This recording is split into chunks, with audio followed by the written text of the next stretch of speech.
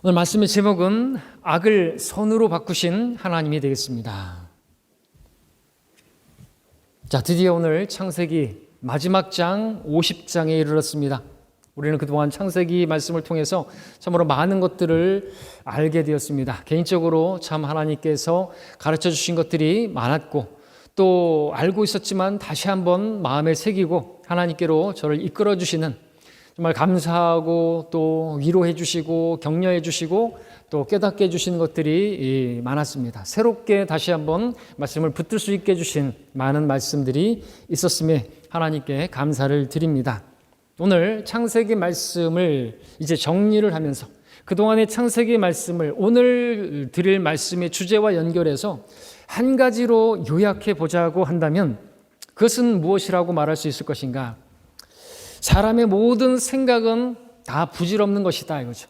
사람의 그 생각에서 나오는 모든 계획들은 다 그것은 허무한 것들이다라는 것입니다. 때문에 오직 하나님의 생각을, 하나님의 뜻을, 하나님의 계획을 붙들어야 한다. 왜냐하면 사람들이 뭔 생각을 하고 악을 계획하고 그 생각에서 계획을 하고 그런다 할지라도 하나님의 계획만이 서는 것을 오늘 우리가 보기 때문에 그렇습니다. 우린 창세기에서 많은 사람들이 특별히 야곱이 자신의 생각 가운데 자신의 방법으로 자신의 지혜로 어떤 일들을 많이 계획했을지라도 결국에 하나님께서 하나님의 말씀을 이루시는 것을 보지 않습니까? 하나님의 뜻만이 서는 것을 보게 되는 것이죠. 그래서 우리가 배워야 될 것은 그것이죠. 우리의 생각은 내려놓고 오직 하나님의 생각을 붙들어야 하고 우리의 계획은 내려놓고 우리가 계획한다고 해서 우리가 그 계획대로 되는 게 아니라 하나님의 계획이 이루어진다. 하나님의 꿈은 이루어진다. 라는 사실을 우리가 붙든다면 우리는 창세기를 잘 배운 것이고 하나님께서 그것을 우리에게 가르쳐 주시고자 말씀을 주신 것이죠. 그렇습니다. 자, 이 생각을 좀 한번 생각해 보겠습니다. 사람들은 많은 생각을 하며 살아갑니다. 과거를 생각하면서 후회하기도 하고 아쉬움에 잠기기도 합니다. 때로는 억울한 그 과거의 기억을 통해서 그것 때문에 분노하게 되고 복수심의 감정에 사로잡히기도 하죠. 현재 일들을 생각하면서 걱정하고 염려하고 두려워하고 또 미래에 대한 생각들을 하면서 추측하고 상상합니다. 그런데 그런 많은 생각들이 그 생각에서 나온 그 계획들이 생각해 보면은 거의가 다 부질없는 생각이었고 그것이 내가 원하는 대로 계획대로 되어지지 않은 것들을 우리가 보게 되는 것이죠. 자, 오늘 우리는 우리의 생각이 과연 신뢰할 만한 생각인지, 우리의 계획이 과연 우리가 의지할 만한 그러한 계획인 것인지 우리가 깨닫는 그런 시간이 되기를 바라는 것입니다. 오늘 우리가 본문으로 읽은 창세기 50장 20절 말씀에서는 요셉을 향한 형들의 그 계획이 가졌던 그 생각이 얼마나 부질없는 것이었는지 보게 되고 또 요셉이 간증한 것처럼 그렇게 그들이 생각했을지라도 하나님의 계획대로 이것이 다 바뀌어졌다는 것을 그들이 악을 생각하고 계획했다 할지라도 결국 하나님의 뜻이 하나님의 계획이 이루어진 것을 지금 간증하고 있는 것을 보면서 우리가 알아야 될 것이 무엇인지 살펴보기를 원하는 것입니다. 자, 요셉의 형들은 요셉에게 악을 행하려고 생각하고 계획했지만 하나님께서는요 오히려 그것조차도 사용하셔서 그것을 선으로 바꿔주신 것입니다. 우리는 로마서 8장 28절을 잘 알고 있습니다. 너무나 유명한 말씀입니다. 하나님을 사랑하는 자들, 곧 그분의 목적에 따라 부르심을 받은 자들에게는 모든 일이 합력하여 선을 이룬다 말씀하고 있습니다. 어떤 사람들이 나에게 악을 행한다 할지라도 어떤 사람들이 나를 대적한다 할지라도 여러분들 거기에 두려워할 것 아니고 거기에 맞대응할 것도 아니고 맞받아칠 것도 아닌 것입니다. 욕한다고 해서 똑같이 욕할 필요도 없고 그것은 우리 주님을 따르는 길이 아닌 것이죠.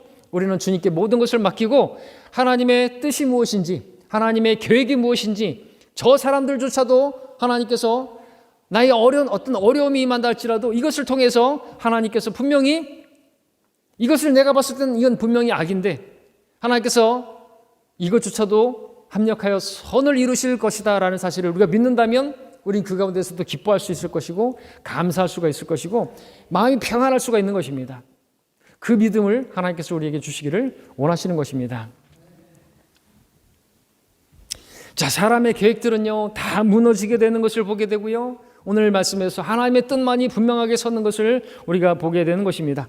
말씀을 통하여 우리가 어떻게 하나님 말씀을 따라 생각하고 계획하고 길을 선택해야 할지 바로 알게 되기를 원합니다. 알고 또 그런 상황 가운데서 실제로 그 말씀에 따라서, 오늘 말씀에 따라서 주시는 생각대로 또 선택하고 길을 걷는 우리가 되기를 바랍니다. 하나님께서 오늘도 친히 우리 각 사람에게 직접 말씀해 주시기를 바랍니다. 우리 1절부터 3절까지를 보겠습니다.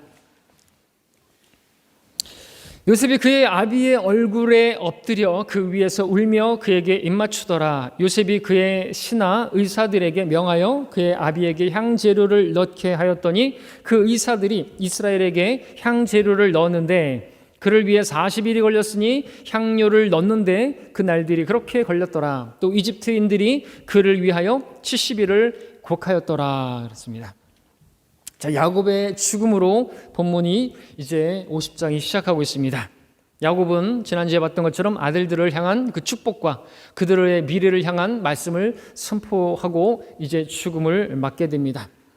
2절에서 특별히 야곱을 이스라엘이라고 그렇게 부르는 것을 통해서 그가 믿음으로 이제 죽었다는 사실을 확실하게 알 수가 있습니다. 네, 믿음으로 야곱은 죽을 때에 라고 말하면서 이제 히브리서 11장에서는 그가 믿음의 사람이었음을, 많은 시간 동안 정말 자기의 방법과 자기의 생각과 자기의 계획을 따라서 육신을 따라서 살았지만 마지막 순간에만큼은 정말 믿음으로 그렇게 하나님의 말씀을 선포하고 그 아들들을 향한 미래를 선포하고 그랬던 야곱을 보게 되는 것이죠. 아쉬운 마음이 있죠. 지난 시간에 말씀드렸던 좀 더 젊었을 때 그 아들들을 돌아보면서 그 아들을 좀 챙기고 그렇게 하나님의 말씀을 전하고 그랬다면 얼마나 좋았을까. 자신의 생각을 내버리고 하나님의 계획을 붙들었다면 어땠을까. 믿음으로 살았으면 어땠을까는 아쉬움이 많이 남는 것이 사실입니다. 어쨌든 그래서 우리가 이런 교훈을 배워야 되는 거죠. 우리가 바로 야곱인데 오늘 이후로 이제 내 육신을 따라 살지 않고 내 감정을 따라 살지 않고 내 기분을 따라서 그렇게 행동하지 않고 그 모든 상황 가운데서 하나님께서 무엇을 기뻐하실 것인가? 하나님께서 나에게 지금 상황에서 무엇을 기대하실까? 왜 이런 상황을 허락하셨을까? 그것을 우리 하나님을 의식하는, 하나님을 생각하는 그런 우리가 되어야 함을 그 목적으로 온 말씀을 주시는 것이죠. 계속해서 우리에게 그런 말씀을 주신 것입니다. 자, 이어지는 4절부터 이제 눈으로 보시게 되면 4절에서 요셉이 파라오에게 말을 합니다. 5절의 말씀처럼 아버지 유언대로 아버지를 가나안 땅에 장사할 수 있도록 요청을 합니다. 6절의 말씀처럼 파라오가 허락하는 걸 보게 되고요.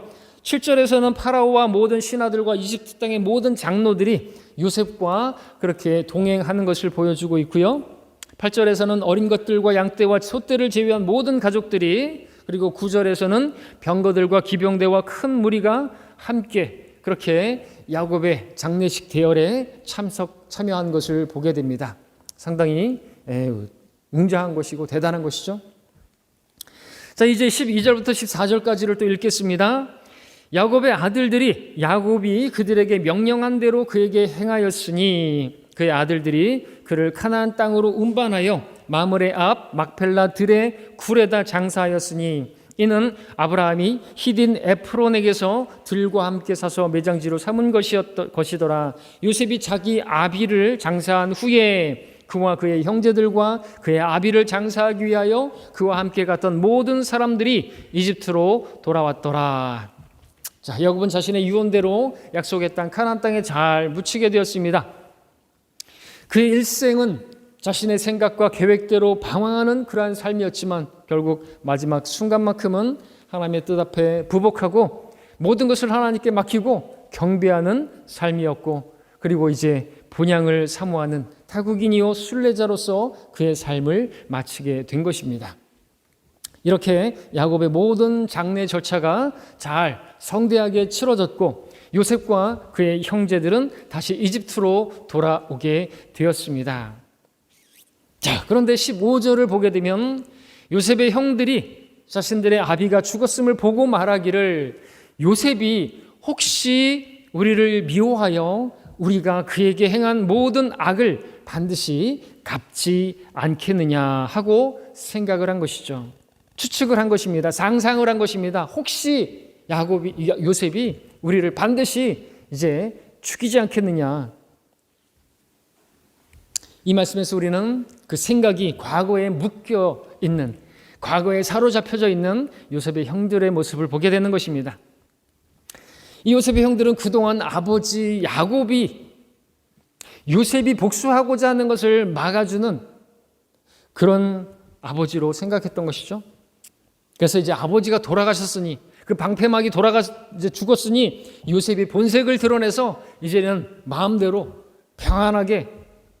편안한 마음으로 그렇게 복수를 시작할 것이고, 자기들이 행했던 그 모든 악에 대해서 반드시 우리를 원수 취급하고 복수하지 않겠느냐라고 생각하면서 두려워하는 그런 형들의 모습을 보게 되는 것이죠. 참으로 안타깝기 그지없습니다.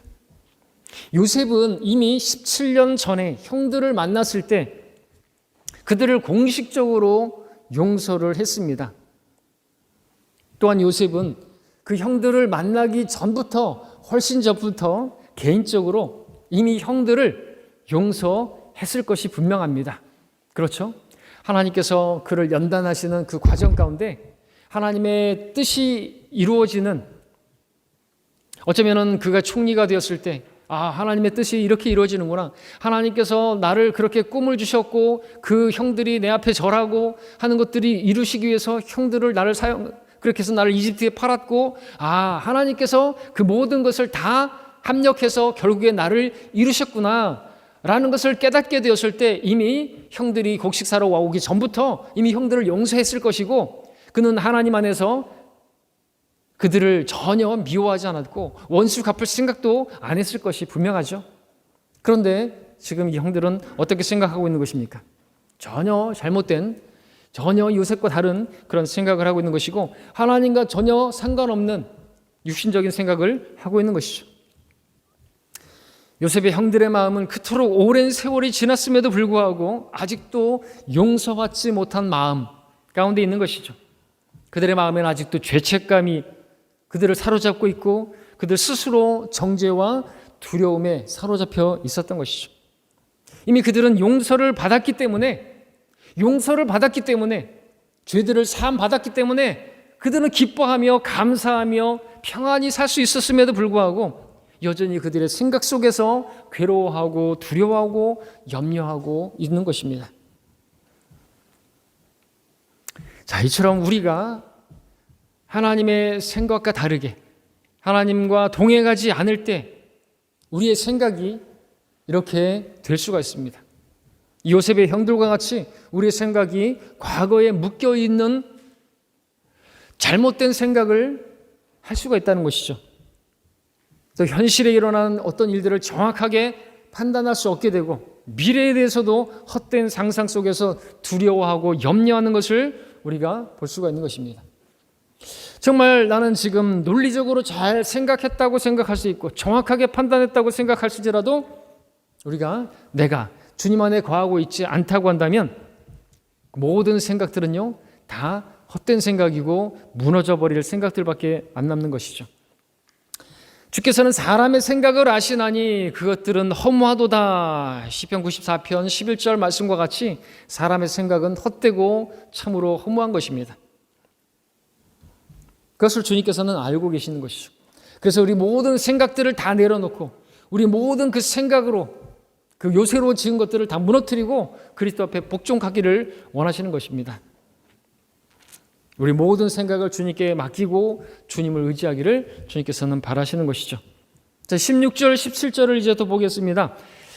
요셉에게 심부름꾼을 보내며 말하기를 당신의 아버지가 돌아가시기 전에 명령하여 말씀하시기를 너희는 요셉에게 이렇게 말할지니라 내 형들이 내게 악을 행하였으나 내가 이제 내게 청하노니 그들의 허물과 죄를 용서하라 하셨나니 이제 우리가 당신께 청하오니 당신 아버지의 하나님의 종들의 허물을 용서하소서 하니 그들이 요셉에게 말할 때 그가 울더라.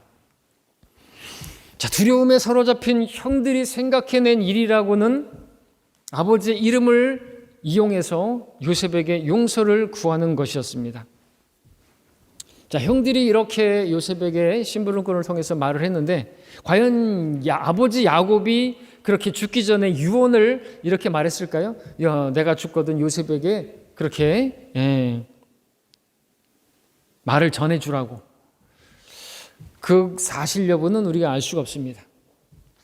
만일 야곱이 정말 이런 마음을 가졌더라면 형들에게 내가 죽거든 요셉에게 이렇게 말을 전달하라고 그 야곱이 형들에게 말할 게 아니라 그 야곱이 요셉에게 직접 말을 했겠죠. 내가 죽거든 형들을 용서하라고 직접 말했겠죠. 또 우리가 생각해 볼 수 있는 것은 야곱이 사실 죽을 때까지도 그 요셉의 형들이 요셉을 이집트에 팔았다는 사실을 모를 수도 있었을 것이에요. 전혀 모를 수 있었을 것입니다. 야곱이 알기로는 요셉이 심부름을 갔다가 형들에게 심부름 갔다가 그냥 실종된 것이에요. 짐승에게 잡아먹힌 것이에요. 그런데 어느 날 갑자기 이집트에 총독이 되어 있네요. 그것뿐이죠. 굳이 요셉이 아버지를 만났을 때 그 과거의 일들을 폭로할 요셉이었겠습니까? 아버지, 모르시는 게 있는데 형들이 저 팔았어요. 형들이 저 팔아갖고 얼마나 고생했는지 몰라요. 이런 거를 요셉이 아버지 야곱에게 말했겠을까요? 안 했겠죠. 안 했죠. 자, 형들의 이 말이 사실이었든지 아니었든지 요셉은 형들이 전달한 그 말을 전해드렸게 되었을 때 다만 울 수밖에 없었습니다. 요셉이 울었습니다. 왜 울었을까요? 정말 그 마음이 안타까웠겠고 또 무너졌겠죠. 요셉은 이미 그들의 죄들을 자백했을 때 다 용서했는데 이제 와서 그 죄를 다시 생각해내서 그 죄 때문에 두려워하고 있는 모습을 볼 때 요셉이 울었다는 것이죠. 이것은 요셉이 예수 그리스도의 예표가 되는 인물인데 우리도 우리 죄들을 이미 다 용서하셨는데 우리가 그 죄 때문에 나의 죄 때문에 다시 그 죄들을 기억하면서 하나님께서 나를 징계하실까? 나를 심판하실까? 나를 지옥에 던져 넣으시면 어떡할지 두려운 가운데 그렇게 마치 종처럼 뒤에서는 이제 요셉의 형들이 요셉 앞에 엎드리고 우리가 당신의 종이다 이렇게 종입니다라고 말을 한 것처럼 그렇게 종 노릇하면서 신앙생활하는 것을 본다면 우리 주님께서 얼마나 슬퍼하시고 우시겠는가 우리가 생각해 볼 수 있죠. 여러분들 공식적으로 요셉이 형들을 용서한 장면을 우리 45장 가서 한번 보고 오겠습니다. 창세기 45장 4절 5절을만 읽겠습니다.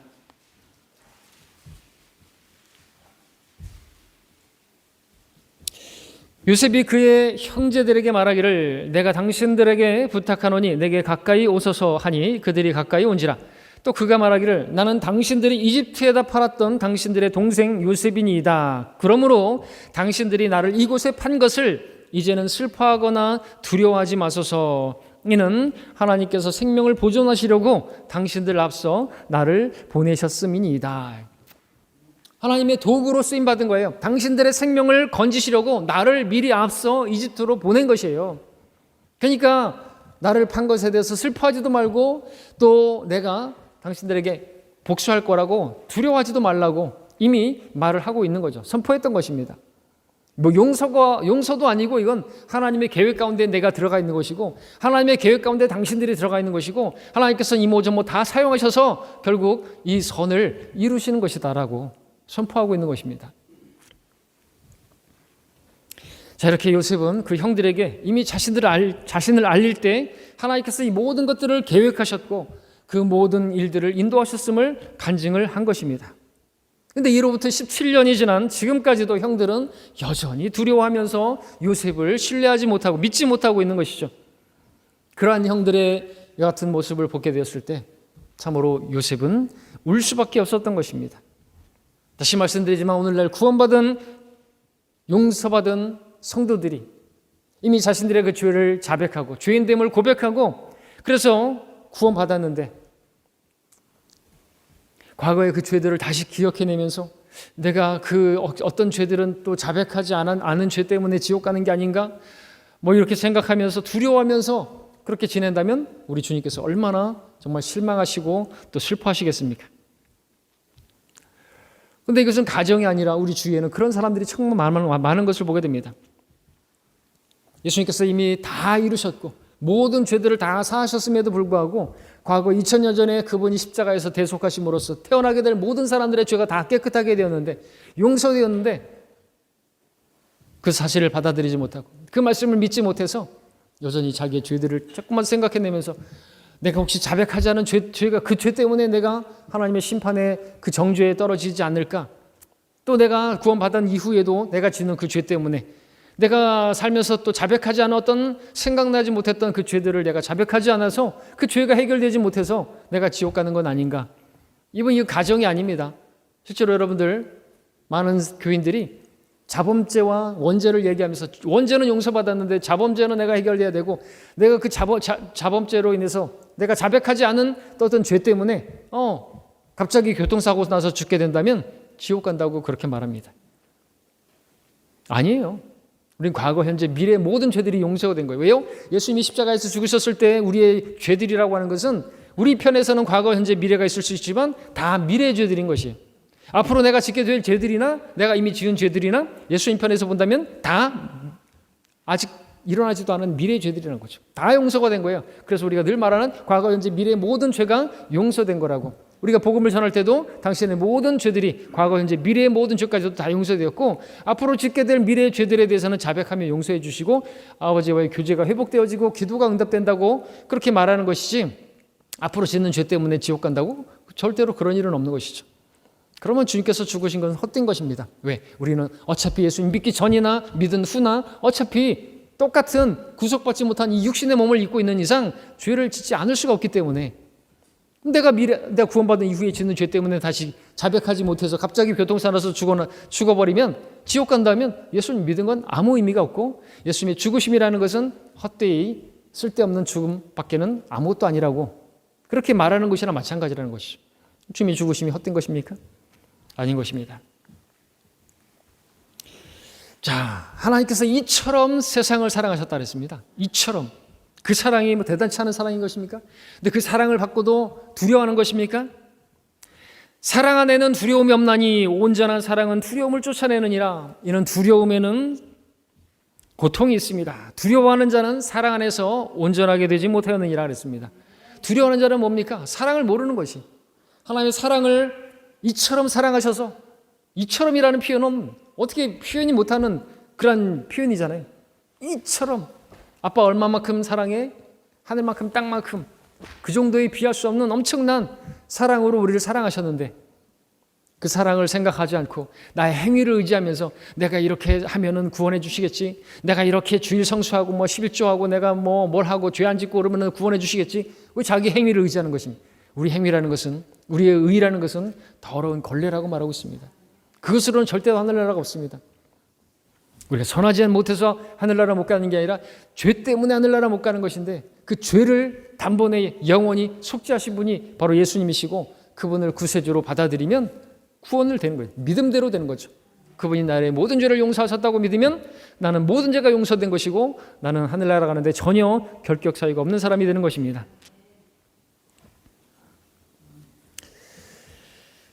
자, 마귀는 계속해서 우리의 죄들을 생각나게 만드는 것이죠. 지난 죄들과 불법들을 다시 자꾸만 생각나게 만드는. 그래서 어떤 일화가 있습니다. 어떤 저수지에 낚시 금지라는 편말이 써 있는 것이. 어떤 목사님이 그거 보더니 아주 큰 깨달음을 얻었어요. 낚시 금지다 이거죠. 여러분, 우리 죄들은 마치 주님께서 어떤 죄인에 대해서는 연자 맷돌을 목에 메고 그냥 바닥에 빠뜨리는, 바빌론도 그렇게 맷돌을 던져가지고 빠뜨려 완전히 감춰버리는 거예요.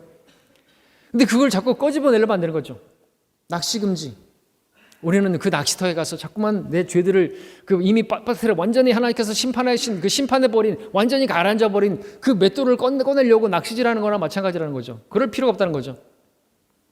내가 자백한 죄에 대해서도 주님께서는 다 잊어버리시고 깨끗하게 하셨습니다.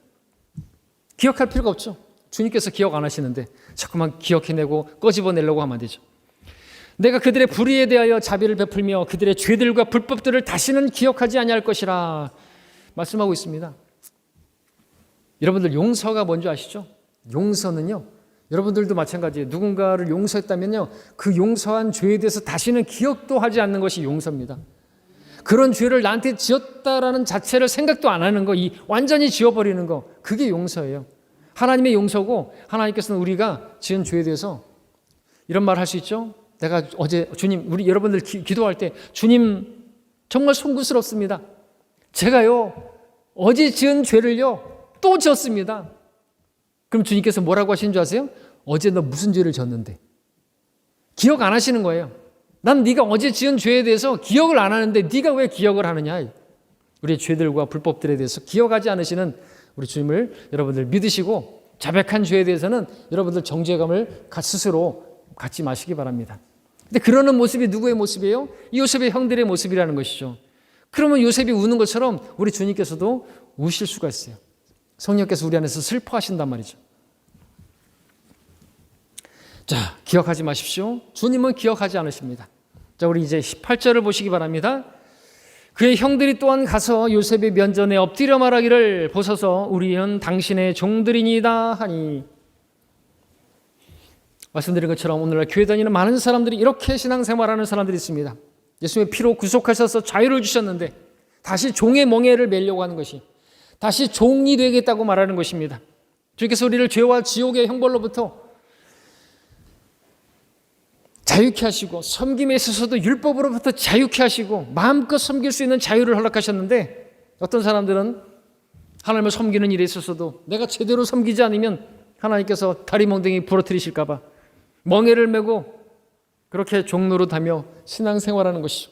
새벽기도 안 나가면 어떻게 될까 봐, 주일 예배에 빠지면 어떻게 될까 봐, 11조를 빼먹으면 사업이 망할까 봐 두려워서 그렇게 하고, 교회가 나가고 새벽기도 나가고. 하나님께서 그런 양아치이십니까? 아니죠. 하나님을 그런 분으로 하는 사람들이 많은 것이에요. 하나님께서 그런 사람들을 보면 얼마나 슬퍼하시겠는가, 우리는 이 본문에서 볼 수가 있습니다. 우리 그리스도인들은요 어떻게 섬기는 것이죠? 우리는 이렇게 하지 않으면 하나님께서 막 벌하실까 봐 그렇게 하는 것이 아니고, 우리가 이런 날에도 예배를 드리는 거는 뭐 객기도 아니고 뭐예요? 다른 거 없어요. 하나님을 기쁘시게 하기 위해서, 하나님께서 나의 예배를 받으신다고 생각하니까, 그죠? 그래서 이렇게 하나님 예배를 나오는 것이죠. 자원함으로, 기쁨으로 넘치게. 11조 가지고 뭐 얘기하는 사람들은 틀려먹은 사람들이에요. 11조? 우리 10의 2조가 아니라 10의 10이 하나님의 것입니다. 내 몸을 하나님 것이라 그러는데 뭐 구약의 11조 미율법이니, 아브라함이 11조를 드렸고 야곱이 11조를 주께 드렸어요. 하나님께 드렸어요. 11조는 하나님께 드리는 것이 아니라고요? 이상한 사람들이 있는 것이죠. 기본도 안 돼 있는 사람들이에요. 성경을 어떻게 읽는 거예요? 대단히 아는 것 같지만 모르는 사람들인 것이죠. 하나님께서 가치 없게 여기시는 것입니다. 깨달아야죠. 깨달아야죠. 보내줬으니까 들어보고 깨달아야죠. 분명히 알 수 있는 거를. 자, 19절을 보겠습니다. 요셉이 그들에게 말하기를, 두려워 마소서, 내가 하나님의 자리에 있나이까. 요셉은 형들에게 두려워 말라고 말하면서 내가 하나님의 자리에 있겠느냐고, 다시 말하면 내가 하나님이냐고, 하나님의 자리를 내가 대신해서 당신들에게 뭐 원수 갚겠냐고, 복수하겠느냐고, 그 말이죠. 원수 갚는 것은 누구에게 있어요? 하나님께 있는 것이에요. 만약에 내가 복수한다면 내가 하나님의 자리에 있는 것이에요. 그 형들이 어떤 잘못을 했다고 한다면 하나님께서 치리하시는 거죠. 하나님께서 치시는 거죠. 우리 주님께서 어떻게 하셨어요? 욕을 들었을 때 욕을 맞게 하셨습니까? 아니죠. 우리 어떻게 하라고 했습니까? 베드로전서에서 그냥 하나님께 맡기라고 말하고 있지 않습니까? 내 모든 생각들도 다 내려놓고 그것들을 다 굴복시키고 하나님께 맡기라고. 그것이 우리가 해야 할 일인 것이, 나를 대적하고 반대하고 나에게 악을 생각하고 나에 대해서 악을 계획하고 나를 궁지에 몰려고 했던 그런 사람들이 우리 주위에 있을 수 있어요. 그런 사람들을 만났을 때 여러분들 생각하십시오. 여러분들도 똑같이 눈에는 이다, 이에는 이다, 그러면 율법으로 돌아가는 것이고, 그것은 복음에 합당한 행동이 아니고 주님의 발자취를 따라가는 것이 아닌 것입니다. 우리가 해야 될 것은 요셉처럼 하는 것이 그 모든 것도 합력하여 선을 이루실 것이다. 당신들이 나에게 악을 행할지라도 그것을 선으로 바꾸실 것입니다 라는 믿음 가운데 그 사람들에게 우리가 선을 행하라고 말하는 것이 그러면은요 하나님께서 그 악인들의 원수들의 머리에 숯불을 삭게 하신다고 말했습니다. 화끈화끈거리는 거죠. 얼굴이 부끄럽게 되는 것이에요. 우리가 선을 행하게 되면 오히려 그들을 축복하고 돌이키기를 바라고 기도하겠다고 그러면요 그 사람의 얼굴이 화끈화끈거리는 거죠. 마치 숯불을 머리에 얹은 것처럼. 그것을 우리가 해야 될 길인 것입니다. 우리가 하나님을 믿는다면 여러분 요셉의 이 고백을 보십시오. 내가 하나님입니까? 잘 보십시오. 근데요 우리는 많은 경우 이런 일을 당했을 때 내가 하나님이 돼버려요. 하나님의 자리에 있는 거예요. 어떻게 할 때요? 원수 갚으려고 할 때, 똑같이 욕할 때, 나에게 악을 행하면 똑같이 갚으려고 할 때 있잖아요. 나를 험담했어? 똑같이 험담해주고. 그러면 여러분들이 하나님의 자리에 있는 것이에요. 우리가 하나님입니까? 아니죠. 요셉은요 자신이 하나님이 아니라는 걸, 하나님의 자리를 대신할 수 없음을 겸손하게 고백하고 있는 것입니다. 착각하지 말아야 돼요. 우리는 하나님이 아니에요. 어쩌면은 처음에 야곱도 정말 원망하는 마음, 나를 죽이기 위해서 구덩이에 파놓고 막 자기들끼리 낄낄거리면서 그리고 또 팔아먹고 할 때는 정말 그 분노하는 감정과 복수심에 사로잡혔을 때도 있었을 것입니다. 그러나 요셉은 어느 순간 깨닫게 되었을 것이 하나님의 말씀, 곧 꿈을 통해서 주신 그 하나님의 계획을 이해하게 되었을 때 자신이 가지고 있던 모든 생각들, 그 형들에 대해서 악을 생각하고 그 악을 계획하고 했던 그 모든 것들을 내가 분명히 그 꿈대로 이루어지기만 해봐라. 내가 쳐들어가서 복수할 것이다 라고 하는 그런 생각들을 다 내려놨을 것입니다. 어떻게 되었을 때요? 하나님의 뜻을, 그 하나님의 계획을, 하나님의 말씀을 이해하게 되었을 때 내 모든 계획과 내 모든 생각들을 다 내려놓게 되고 요셉처럼 두려워하지 말라고, 내가 당신과 당신들과 당신의 어린 것들과 다 내가 부양하겠다고 말한 것처럼 우리도 그 사람들을 향해서 섬길 수 있고 용서할 수 있을 뿐만 아니라 당신을 내가 계속해서 섬기겠노라고, 기꺼이 넘치게 당신을 섬기겠노라고, 기도해 주겠노라고 말할 수 있는 사람이 될 수가 있는 것이고, 그렇게 되기 위해서 우리에게 필요한 것은 하나님의 뜻을 이해하는 것이 필요하죠. 하나님의 계획을 붙드는 것이 필요합니다. 하나님의 말씀이 뭐예요? 다 합력해서 결국 나를 빚으시고자 하시는, 나를 하나님의 사람으로 만드시고자 이런 고난 저런 고난도 허락하시는 그 주님을 우리가 붙들 수만 있다면 우리는 요셉처럼 그렇게 용서할 뿐만 아니라 품을 수 있고 섬길 수 있고 사랑할 수가 있는 것입니다. 그런 사람이 되기를 하나님께서 여러분에게 바라십니다.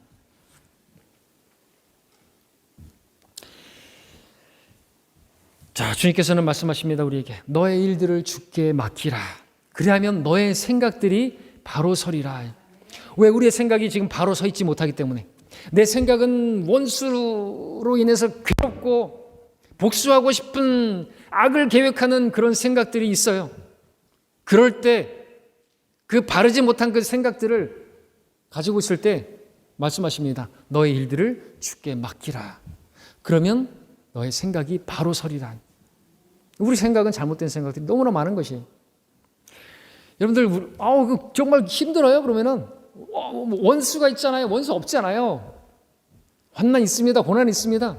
그런 사람들 때문에 막 스트레스 받고 그럴 필요 없어요. 교회에서 떠나고 그런 사람들 때문에 스트레스 받을 거 하나도 없어요. 저놈 연단됐다면 연단돼가지고 이제 떠날 때가 됐구나 그렇게 생각이 벌써 와요. 전혀 그런 거 없어요. 다 자기 길을 가는 것이죠. 그리고 하나님께서는 다 사용하셔서 결국엔 저의 믿음을 보기를 원하시고 여러분들도 보기 원하시는 것이 있는 것이에요. 하나님을 바라보면, 사람을 바라보면 실망하게 되고, 사람을 바라보게 되면 막 스트레스 받고, 우왕청심문 먹어야 되겠고, 그러죠? 필요 없어요, 그런 거. 우리 그리스도인들에게는 우왕청심원이나 위장약은 필요 없는 것입니다. 자, 우리가 주님의 계획을 바라보시기 바랍니다. 주님의 뜻, 이걸 가지고 무엇을 하시려고 하는가, 그만 바라보신다면 여러분들은 요셉처럼 그렇게 관대하게 용서할 수 있을 것이고 그들을 오히려 섬길 수가 있을 것입니다. 자, 이어지는 20절부터 21절까지를 또 보겠습니다. 자, 본문으로 읽었던 말씀이죠. 당신들은 나에 대하여 악을 계획했을지라도 하나님께서는 그것을 선으로 계획하시어서 오늘과 같이 많은 백성을 살도록 구원하시려 하셨으니 그러므로 이제 당신들은 두려워 마소서 내가 당신들과 당신들의 어린 것들을 양육하리이다 하고 그가 그들을 위로하며 그들에게 다정하게 말하더라. 이렇게 친절도 베풀 수가 있네요.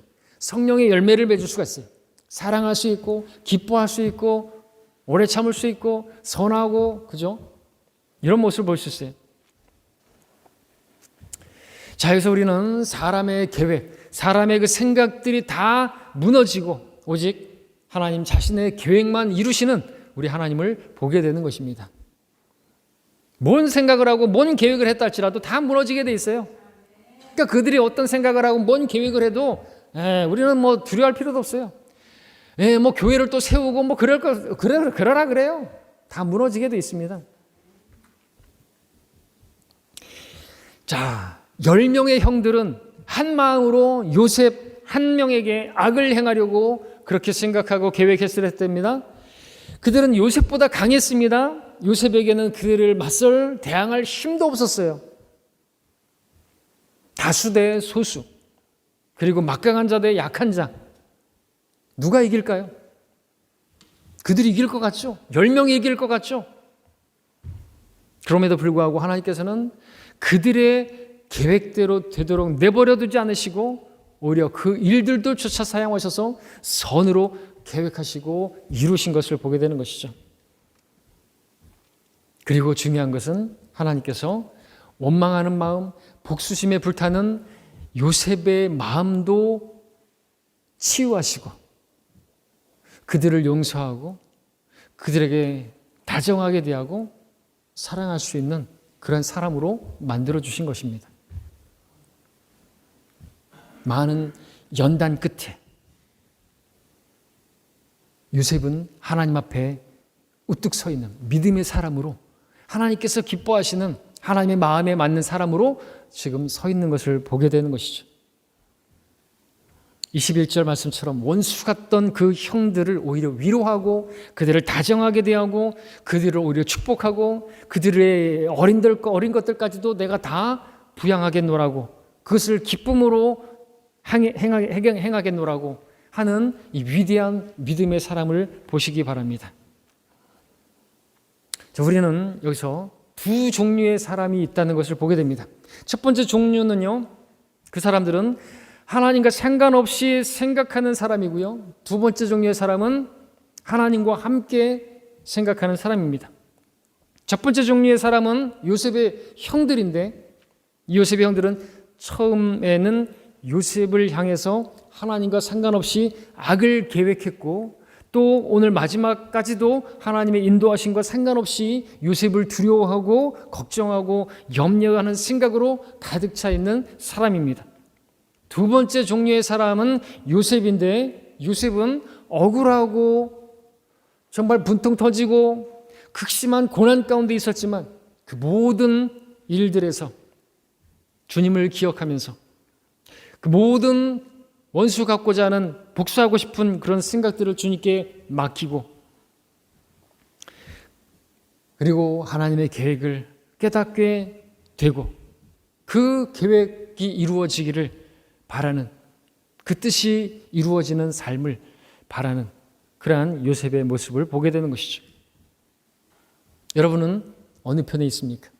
그냥 육신적으로 생각하고 그냥 하나님 없이 그냥 이런 일들이 일어난 건 아이고 그냥 그리고 나중에서도 이런 일이 일어난 건 큰일 났다 그렇게 생각만 하십니까? 우리는 요셉과 같이 생각해야 되겠죠.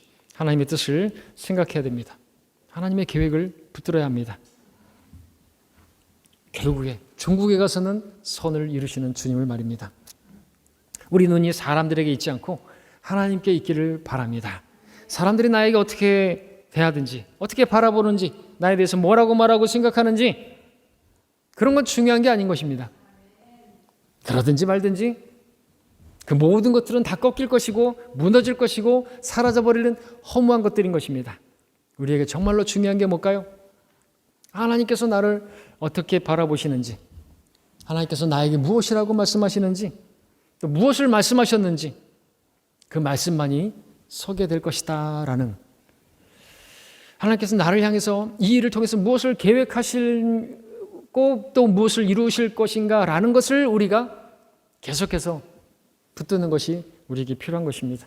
하나님만, 그러니까 우리가 생각하는 것이, 하나님을 인식하는 것이 우리에게 필요한 것입니다. 우리 삶에서 요셉과 같이 하나님의 계획이 이루어지기를 바랍니다. 자, 22절 23절 보겠습니다. 요셉과 곧 그와 그의 아비의 집이 이집트에 거하니 요셉이 110세를 살았더라. 요셉이 에프라임의 자손 3대를 보았으며 므낫세의 아들 마킬의 자손들도 요셉의 스라에서 양육되었더라. 자, 요셉의 생애도 이제 정리가 되고 있습니다. 110세를 살았다. 17살 때 노예로 팔려와서 30세에 바로 앞에 서기까지 13년 동안 극심한 고난을 당했지만 그의 전생에는 110년이었고 그의 전체 인생을 보자면 참으로 요셉의 인생은 복되고 행복한 그런 인생이었다고 말할 수가 있겠죠. 그렇게 길지 않았고 그렇게 그 고난이 이제 크지 않았다고 말할 수 있습니다. 왜냐하면 그 고난에 비하면 그 영광은 엄청난 것이기 때문에 그렇습니다. 우리도 마찬가지죠. 우리가 당하는 고난 무척 짧고 그것은 가벼운 것입니다. 우리가 받게 될 영광에 비하면 그 영광의 비중을 이루어 가는 거라면 그것은 아주 가벼운 것이다 라고 우리가 주님의 관점에서 여길 수 있고 바라볼 수 있기를 바랍니다. 잠언 17장 6절에서는 손자들은 노인의 면류관이요 자식들의 영광은 그들의 아버지니라 라고 말한 것처럼 요셉은 정말로 많은 면류관을 쓴 행복한 사람처럼 그 손자들 3대까지 보는 그런 삶을, 그리고 그들을 양육하는 많은 손자들, 손녀들을 보면서 정말 행복하게 즐겁게 살았습니다. 자, 이제 마지막으로 24절로 26절까지 봅니다. 요셉이 그의 형제들에게 말하기를 나는 죽으나 하나님께서는 반드시 당신들을 찾아오시고 당신들을 이 땅에서 아브라함과 이삭과 야곱에게 맹세하신 그 땅으로 인도하시리라 하고 요셉이 이스라엘 자손들에게 맹세시켜 말하기를 하나님께서 반드시 너희를 찾아오시리니 너희는 여기서 내 뼈들을 옮겨가야 하리라 하였더라. 그리하여 요셉이 110세에 죽으니 그들이 그에게 향재료를 넣고 그를 이집트에서 관에 넣었더라. 히브리서 11장 믿음의 장에서는 요셉이 믿음으로 살았던 많은 시간들 가운데 특히 그가 죽으면서 자기 뼈에 관한 예언을 한 이 부분을 기록하면서 믿음으로라고 말하고 있습니다. 하나님께서 반드시 찾아오실 것이다. 사람은 죽으나 하나님은 영원하신 분이시고 하나님께서 말씀하신 대로 다 이루어질 것이라는 믿음을 가지고 요셉은 죽은 것이죠. 마찬가지입니다. 우리도 죽으나 죽음이 끝이 아니라 하나님께서 말씀하신 것처럼 사도 바울이 말했던 것처럼 이후로는 내가 이 장막못을 벗을지라도 이후로는 나에게 의의 면류관을 주실 그 주님을 만나게 될 거라는 소망을 가지게 되는 것이죠. 죽음이 끝이 아닙니다. 그래서 우리는 장례식장에서 울고불고 하지 않습니다. 왜? 이후로는 나에게 의의 면류관을 씌워줄 그 주님을 만나게 될 것이기 때문에 그 주님을 만나러 가셨는데 우리가 그 약속을 바라본다면 소망이 없는 사람들처럼 그렇게 계속 슬퍼만 하지 않을 것입니다. 요셉은 이스라엘 자손들에게 나는 죽으나 하나님께서 반드시 너희를 찾아오실 것이고 약속의 땅 가나안 땅으로 인도하실 거라고 말했습니다. 그 말씀대로 이루어졌습니까? 이루어졌죠. 자, 그때 반드시 자신의 뼈를 가지고 나가라고 유언했습니다. 요셉은요, 이집트에서 거의 90몇 년, 100년 가까이 그렇게 인생으로 본다면 살았습니다. 오랜 시간을 이집트에서 살았어요. 거기서 아주 최고의 영광을 누렸습니다. 성공적인 삶을 살았습니다. 그런데 한번 생각해 보십시오. 이 요셉의 말을 보십시오. 그러나 이집트가 그의 본향은 아니었던 것이죠. 약속의 땅, 본향에 대한 사모함이 그에게 있었고, 그도 역시나 아버지 야곱처럼 타국 땅에 있는 자기는 순례자로 그렇게 고백하고 있는 것을 보게 되죠. 우리도 마찬가지입니다. 우리가 여기서 떵떵거리고 산다 할지라도, 우리가 여기서 통치자로 있는다 할지라도 우리는 여기가 본향이 아닌 것입니다.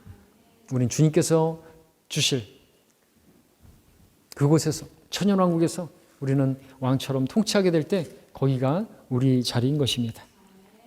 이 세상에 마음 둘 게 아닌 것이죠. 자, 이제 창세기 말씀은 이렇게 맞춰지고 있습니다. 마지막은 그렇게 요셉이 110세가 되어 죽으니 이집트에서 관에 넣었더라. 부정적으로 끝납니다. 죽고 관이 나옵니다. 창세기 말씀은 하나님의 창조와 생명과 빛으로 시작됐지만 죽음과 관으로 끝나고 있습니다. 이유가 무엇입니까? 첫사람이 자기 생각과 자기 계획으로 선택하고 불순종하여서 이 땅에 죄가 들어왔기 때문에 그렇죠. 죄의 삭신 사망이기 때문에 죽게 되었죠. 모든 사람들은 관 속에 들어가고 화장터로 들어가게 됩니다. 이브가 뱀의 말에 따라 선악과를 바라봤을 때 그것이 참으로 좋다고 생각했기 때문에, 아담이 하나님의 말씀이 아닌 이브의 말을 듣기로 선택했기 때문에 이와 같은 부정적이고 또 비참한 결말을 맞게 된 것입니다. 그럼에도 불구하고 창세기 말씀에서는 그와 동시에 놀라운 하나님의 계획을 보여주고 있었습니다. 여인의 씨로 오실 우리 주 예수 그리스도에 대해서, 아브라함과 이삭과 야곱 그리고 유다의 씨로 오실 구원자 예수 그리스도를 보여주고 있었습니다. 자, 오늘 우리는 악을 선으로 바꾸시는 하나님이라는 제목으로 창세기 50장을 살펴보았습니다. 이제 말씀을 정리하면서 그동안의 창세기에 등장했던 생각이라는 단어들을 찾아보면서 하나님께서 우리에게 우리의 생각이 얼마나 정말 허무한 생각인지를 깨닫게 하시고, 우리 생각을 무너뜨리고 오직 하나님의 뜻을 붙들어야 함을 발견하게 되기를 바랍니다. 제일 먼저 첫 번째로 등장한, 성경에서 처음 등장한 생각이라는 단어를 찾아보겠습니다. 창세기 6장 5절입니다. 성경 첫 번째 언급의 원칙에 따라서 보더라도 이 생각이 사람의 생각인데 얼마나 부정적인가를 보여주고 있습니다. 창세기 6장 5절, 하나님께서 사람의 사악함이 세상의 창대해짐과 그 마음의 생각의 모든 상상이 계속해서 악할 뿐임을 보시고 그랬습니다. 오늘 본문에서는 요셉의 형들이 악을 계획했다고 했죠. 그 계획이라는 단어를 또 생각으로 바꿀 수도 있습니다. 영어 단어를 보면 악을 생각했으니까 악을 계획한 것이죠. 그 생각이 악한 것이, 사람의 모든 생각에서 나오는 그 상상이, 그 계획이 악하다라고 말씀을 하고 있는 것입니다. 얼마나 부정적인가요? 때문에 우리는 우리의 생각들을 내려놔야만 하는 것입니다. 창세기 20장 11절도 보겠습니다. 20장 11절도 보게 되면 사람의 생각이 얼마나 잘못된 것인가를 보게 됩니다. 20장 11절에 아브라함이 말하기를 참으로 이곳에는 하나님을 두려움이 없기에 내 아내로 인하여 그들이 나를 죽일 것이라고 생각했습니다. 아브라함이 어째서 자기 아내를 누이라고 거짓말했는지 아비멜렉 앞에서 변명하고 있는 말씀입니다. 아브라함은 자기 생각을, 자기 상상을, 그 나래를 펼치면서 자기가 이렇게 될 거라고, 그래서 아내를 누이라고 속이는. 왜 그렇게 생각하는 것입니까? 그렇게 생각할 게 아니죠. 하나님께서 분명히 말씀하셨다고 한다면 사라를 통해서 그죠? 이렇게 분명히 자기 아들을 주실 것이라고 말씀하셨다면 왜 자기가 죽고 왜 사라가 죽고 뭐 그렇게 되겠습니까? 주님만 바라보고 주님의 말씀을 신뢰하고 그렇게 주님의 뜻을 붙들었어야 되는데 자기 생각을 붙들고 그렇게 행동하니까 이렇게 부끄러운 모습을 또 남기고 말았던 것이죠. 사람의 생각이 얼마나 부질없는 것인가를 보시기 바랍니다. 자, 이제 40장 14절도 보겠습니다.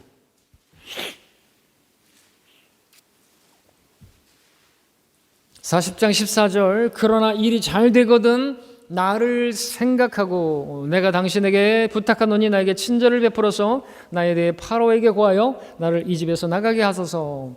요셉이 파라오에게 나가는 이 잠 맡은 책임자에게 이렇게 말을 하고 있는 것이죠. 나를 생각해 달라고. 그러나 어떻게 했습니까? 잠 맡은 자는 요셉을 생각하지 않았습니다. 까맣게 잊어버렸습니다. 성경은 사람의 생각이 얼마나 의지할 만한 것이 못 되는지, 그 사람의 생각을 신뢰할 것이 못 되는지 또 여기서도 보여주는 것이죠. 그 사람은 나를 생각하지 않아요. 그러니까 그 사람이 나를 생각해 줄 거라고 거기에 의지하거나 거기에 기댈 필요가 없다는 것이죠. 우린 주님을 의지하고 주님만을 신뢰해야 한다는 걸 보여주는 것입니다. 마지막으로 한 구절 더 봅니다. 48장 11절입니다. 이스라엘이 요셉에게 말하기를 내가 내 얼굴을 보리라고는 생각지 못하였는데 보라 하나님께서 내 씨까지도 내게 보이셨다 하더라. 창세기에서 생각이라는 단어가 되게 많이 나올 것 같지만 이렇게 나오는 거예요. 얼마 안 나와요. 근데 그 생각들이라는 단어를 이렇게 보니까 다 부정적인 것을 보게 되는 것이. 그래서 사람의 생각입니다. 야곱이 요셉의 자녀들을 보면서 말했던 말입니다. 야곱은 요셉을 보리라고 생각지도 못했는데 하나님께서는 요셉뿐만 아니라 그 자녀까지도 보게 해주셨다. 이처럼 우리의 생각으로는 하나님의 일하심을 다 그분의 역사를 다 헤아릴 수가 없는 것입니다. 하나님께서는 우리의 생각을 초월해서 일하시는 분인 것이죠. 그러니까 우리의 생각에다가 하나님을 제한해서는 안 되는 것이죠. 우리가 생각하는 것보다 훨씬 뛰어나게 더욱더 풍성하게 행하실 수 있는 그분인 것입니다. 그러므로 우리가 언제나 마음을 다하고 힘을 다하고 생각을 다하여 주 하나님을 사랑하고 그분만을 신뢰하는 우리가 되기를 바랍니다. 모든 생각을 사로잡아서 우리 주 예수 그리스도 앞에 복종시키는 삶을 살기를 바랍니다. 우리 모든 생각을 주님 안에 고정시키기를 원하고 우리 모든 일들을 주님께 맡기며 우리의 생각들을 주님 앞에 바로 세우기를 바랍니다. 우리 모든 필요를 기도와 간구로 주님 앞에 아뢰고 우리의 마음과 생각을 지키시는 하나님의 평강을 우리가 누리기를 바랍니다. 이것이 주님께서 우리에게 바라시는 바이고 이것이 우리에게 창세기를 통해서 말씀해 주시는 결론이 아닌가 개인적으로 생각해 봅니다. 이 시간까지 창세기를 통하여 많은 말씀들로 우리를 인도하시고 깨닫게 하신 주님을 찬양하며 말씀을 마치겠습니다. 기도하겠습니다.